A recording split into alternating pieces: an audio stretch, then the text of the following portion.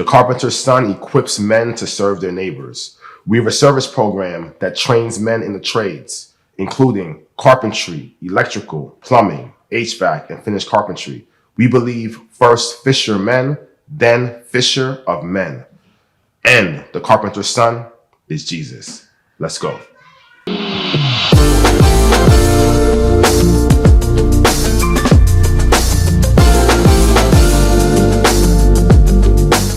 Man, welcome back. This is the Carpenter's Son. I'm so happy to have you back with us. So today I want to talk about the 2 vacant houses that we now have access to that we're looking at.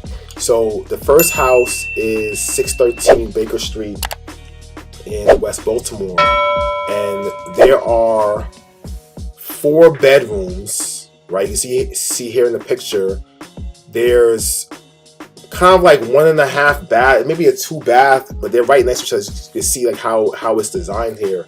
And there on the first floor is the living room and a large dining area, kitchen. So this is the floor plan. So this is kind of like, so the overall, you look at the first floor, 573 square feet. Second floor, actually first floor is the basement, so it's unfinished actually in this picture. Second floor is 573 square feet. Third floor, 480 square feet. Fourth floor, 445 square feet. Basement actually 573 square feet, but it's excluded because it's unfinished. And then the total is like a 1,500 square foot house, right? And what we're hoping is that what I'm envisioning right now, which it may change, but what I'm envisioning is that this home would be headed by someone that is really strong in their faith, someone that's stable, most likely a man who is single, right? And he would live in one of the primary bedrooms in the space. I'm not sure what that bedroom would be, but he'll have a space where we might take this bedroom that is on floor 3 in the middle and open up this bathroom, this wall, so that he would have his own bathroom in the space. The other 3 larger bedrooms would probably be like either set for 2 people in each room, or maybe some 2 and some 1, depending on like the size of it. But we really want to create a space where, like, okay, so let's say it's 2 in each bedroom, and then the 1 head of household, there might be 7 men in this house. So we're trying to make sure that we design it in a way where, you know, it's comfortable for them, right? So I also want to put in a space in the living room and in the living room area where like there might be a small library, there might be some computers, but like have a space where like they can sit down. Also a space where they can actually congregate. So sit around and like be able to host Bible study here or host other things here in the space, you know, while living here, because this is a space where, yes, they'll be living here for either low rent or free of cost, or some combination, something that makes sense. So maybe they're paying rent, but on completion of the program, they get some of that money back to kind of like get them started. But they'll be doing something here which kind of like just holds them accountable to the space, that they treat the space with care, that they know that, yes, you are loved, but we're going to hold you accountable. Even if we're going to figure out a way where like you may overpay up front to get back in the end, right? But we're going to do something here that makes sense for all parties, right? And you know, and we're trying to create a space where like they can fellowship and they can be in their word, they can be comfortable in this space. You know, the larger vision is like, hey, so if you're in the training program with Carpenter's Son, and really the program will primarily be at first on weekends, I really want to, for the guys who really desire it, I want to pipeline them into an apprenticeship program. There are a lot of apprenticeship programs that are in the DMV area that will pay for individuals to be a part of their program, to learn these skills, and they'll be working while learning, right?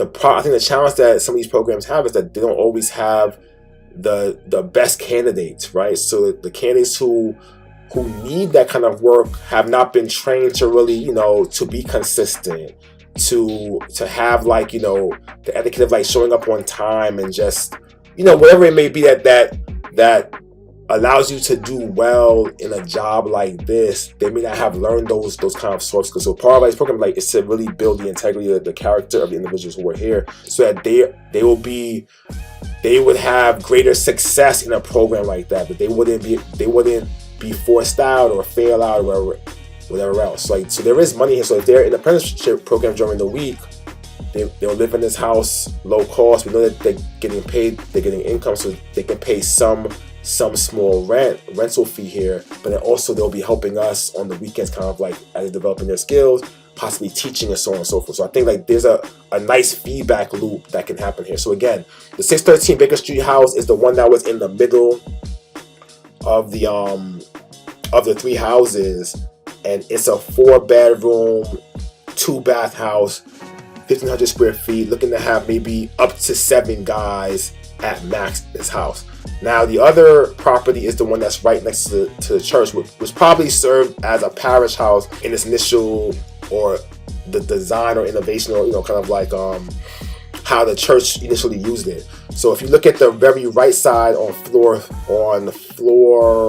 2, actually, I believe it's like it's a window in the hallway, but it really it looks like it's a door in the hallway that doesn't lead anywhere next to the bath, but that hallway actually leads right into the church, right? So you can actually enter into this house from the church. Not sure if we'll close that off or not. Probably will be closed off in the future, but we'll see. But this is a 5-bedroom, 1, 2, 2.5 bath home. So again, same concept, head of household in there, probably in this primary bedroom on the 2nd floor that has its own bathroom. We might open up some of this hallway that can kind of give some more space here. Not sure we'll add another bath here or not, because there's so many bedrooms here. But same concept, trying to use the rooms on the 1st floor, living room, to kind of like create an open space so the men can fellowship, have a space for library, computer access, and things like that, so the men who are here can do the things that they need to do and have access. So like this, the total square footage of this house is 1,763 square feet. 1st floor 637, 2nd floor 650, 3rd floor 475. So again, this is 615 Baker Street, and same hope, man. So imagine you have 2 houses. First house might have up to 7 men. Second house, because it's a 4-bedroom, but I can see probably one smaller bedroom might have 1 man, or might turn to a pure library. But let's say that we use every room. We have 3 larger bedrooms. Potentially could be 6 right there. The smaller bedroom is 7, and then an 8 for the head of household. So between the 2 houses can have 15 men who are here. So that's kind of like that's what we're currently thinking. This is where we're going. But again, link below, man. We need help to get the resources to not renovate these houses yet, because the first step is not to renovate the houses. The first step is to renovate and build out the training space in the warehouse. Once we have that situated, we're gonna then begin to raise money, hopefully with larger companies, to kind of like give us the resources that we can now use, along with the labor, the men that we've trained to go into these houses and renovate them and bring them to livable condition, right?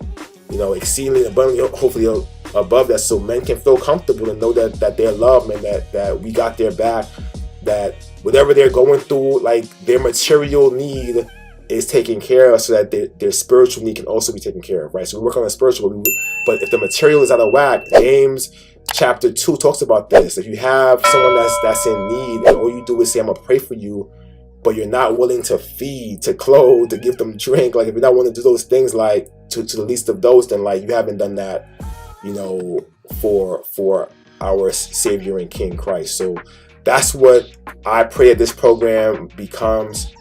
So with that said, man, like I always say, this is not for me to be seen.